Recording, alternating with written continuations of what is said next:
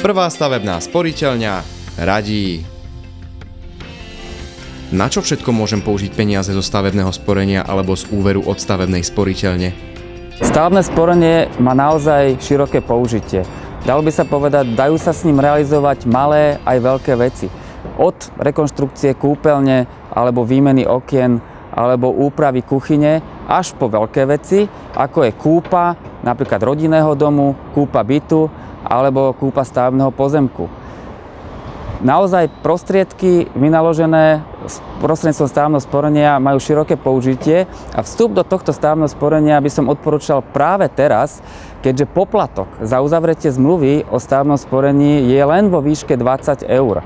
Naozaj je to vynikajúca ponuka, pretože keď si zoberieme, poviem jeden malý príklad, 20 000 cieľovú sumu, klient musel zaplatiť do 36.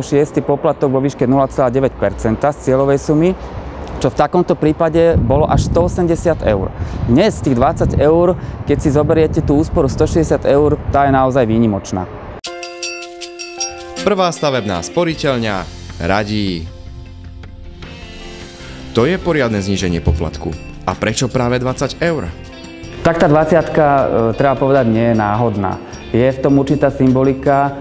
Prvá stavebná sporiteľňa v tomto roku oslavuje práve 20. výročie svojho vzniku.